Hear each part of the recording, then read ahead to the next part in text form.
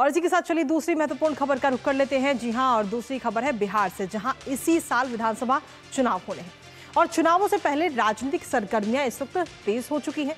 सभी दल खुद को मजबूत करने में जुटे हुए हैं और हाल ही में कांग्रेस ने रैली करके लोगों को जोड़ा, तो वहीं अब नेता प्रतिपक्ष तेजस्वी यादव ने ऐसा बयान दे दिया जिससे सियासी घमासान मच गया है।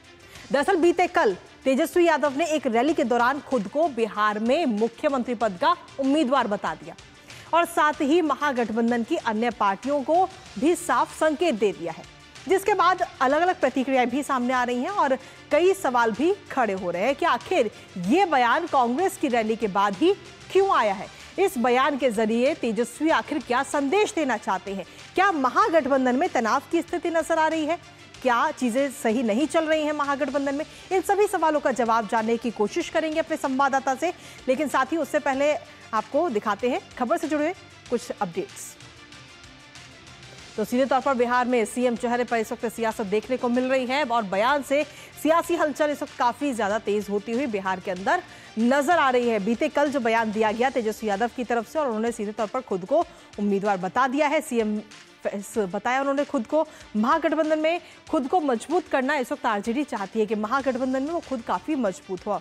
बयान से महागठबंधन के भीतर का तनाव भी कहीं ना कहीं सामने आ रहा है। जो चीजें हैं वो निकलकर अब सामने आ रही हैं। इसके साथ ही कांग्रेस के नेताओं ने भी अलग अलग प्रतिक्रिया तेजस्वी यादव के इस बयान पर दी है और क्या कुछ वो प्रतिक्रियाएं हैं वो भी आपको दिखाएंगे। लेकिन साथ ही क्या कांग्रेस की रैली के बाद ही आखिर ये बयान तेजस्वी यादव का क्यों आया है, ये इस वक्त सवाल बना हुआ है। क्या कांग्रेस के सामने खुद को मजबूत दिखाना चाहती है आरजेडी?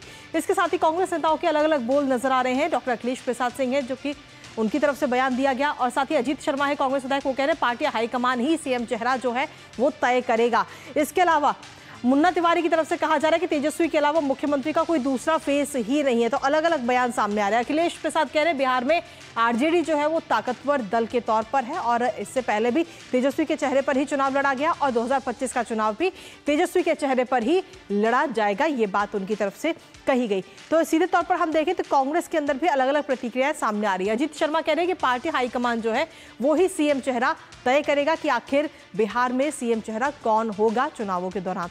ये अलग अलग प्रतिक्रिया सामने आ रही है। लेकिन इसके साथ ही अगर हम देखें तो महागठबंधन के अंदर और खासतौर पर बिहार के अंदर आरजेडी और कांग्रेस कितनी मजबूत है वो आपको सबसे पहले बताते हैं, क्योंकि मौजूदा स्थिति की अगर हम बात करें तो कांग्रेस कुछ दशकों से काफी कमजोर स्थिति में बिहार के अंदर नजर आ रही है, तो वहीं दूसरी तरफ आरजेडी जो है बिहार में एक मजबूत क्षेत्रीय दल के रूप में उभरती हुई नजर आई है। वहीं 2020 के विधानसभा चुनाव पर अगर हम नजर डालते हैं तो 70 सीटों पर चुनाव लड़ा था कांग्रेस ने उस दौरान और वहीं आरजेडी ने 144 सीटों पर चुनाव लड़ा था, जिसके बाद में 2020 विधानसभा चुनावों के नतीजों की अगर हम बात करें तो नतीजे भी कुछ इस तरीके के सामने रहे थे, क्योंकि 70 सीटों पर जब कांग्रेस ने चुनाव लड़ा तो नतीजे भी सामने आए 2020 में और नतीजों में 19 सीटों पर कांग्रेस ने जीत दर्ज की थी और 75 सीटों पर आरजेडी ने जीत दर्ज की थी। यानी कि कुल मिलाकर आरजेडी बड़ी पार्टी के रूप में तो उभरी ही।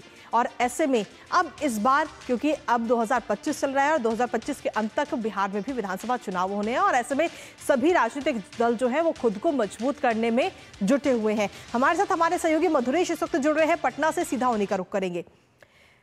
मधुरेश, आखिर ये जो बयान दिया गया तेजस्वी यादव की तरफ से, इसके पीछे क्या वजह अभी तक मानी जा रही है? क्योंकि हाल ही में कांग्रेस अपने आप को मजबूत करती हुई नजर आ रही है, रैली की गई कांग्रेस की तरफ से और उस रैली के बाद में ही इस तरीके का बयान, आखिर क्या संदेश तेजस्वी यादव की तरफ से महागठबंधन के दलों को?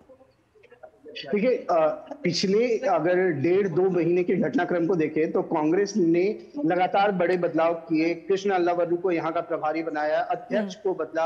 अध्यक्ष पहले अखिलेश सिंह थे जो कि भूमियार समाज के थे, उनको हटा करके दलित समाज के राजेश सिंह को अध्यक्ष बनाया गया। मतलब ओवरऑल एक ट्रेनिंग जो है वो पूरे तरीके से बदलाव किया जा रहा था और कांग्रेस की जो पहली कोशिश यहाँ पे दिख रही थी वो ये कि वो राजद के पॉकेट पार्टी की इमेज से बाहर निकलना चाहती थी और इसके लिए वो बड़े स्तर पे काम कर रही थी। इसके दूसरे पहलू को इस तरीके से भी देखा जा सकता है कि कांग्रेस राजद पे एक तरह का प्रेशर बना रही थी कि अगले आने वाले विधानसभा चुनाव में उसको ज्यादा से ज्यादा सीटें मिले, क्योंकि पिछली बार 70 सीट मिली थी और 19 सीट पे उन्होंने जीत दर्ज थी।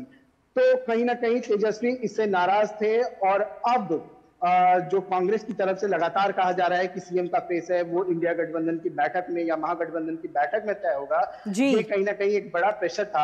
अब तेजस्वी ने बड़ा जवाब दिया है। उन्होंने खुद को सीएम का फेस डिक्लेयर कर दिया है। बड़ी सभा में उन्होंने कहा है कि वो सीएम के फेस हैं, और और ऐसा कह करके उन्होंने कांग्रेस को ये बताया है कि वो अकेले भी चुनाव लड़ सकते हैं, क्योंकि उनके प्रवक्ता ने ही मृत्युंजय तिवारी है, उन्होंने बयान दिया कि राजद जो है वो 243 सीटों पर चुनाव लड़ने की तैयारी कर रही है। इसका मतलब है कि कहीं ना कहीं जो राजद है वो ये भी तैयारी कर रही है कि अगर लास्ट में गठबंधन टूटता है तो ऐसी स्थिति में एक भी सीट कांग्रेस को न दिया जाए। जी, यानी कि हालांकि अभी हम देखें तो तेजस्वी यादव की तरफ से यह भी कहा गया कि कांग्रेस की तरफ से अभी तक फिलहाल सीटों को लेकर कोई मांग नहीं की गई है, या ये माना जाए कि इस बयान के बाद में अब फूट पड़ना महागठबंधन में तय है?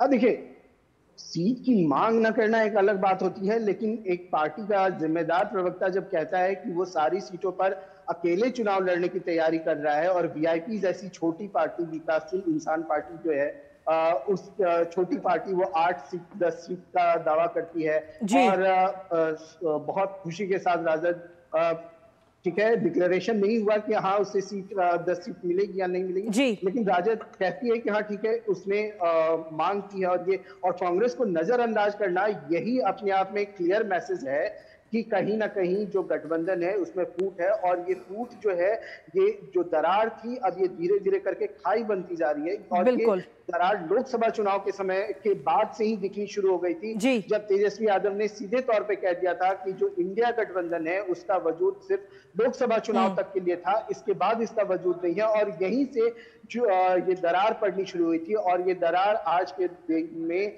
खाई बनती हुई दिख रही है। चलिए, फिलहाल बहुत बहुत शुक्रिया मधुरेश, तमाम जानकारी और अपडेट्स हमारे साथ साझा करने के लिए। साथ ही इस खबर पर आप अपनी नजर लगातार बनाए रखिएगा।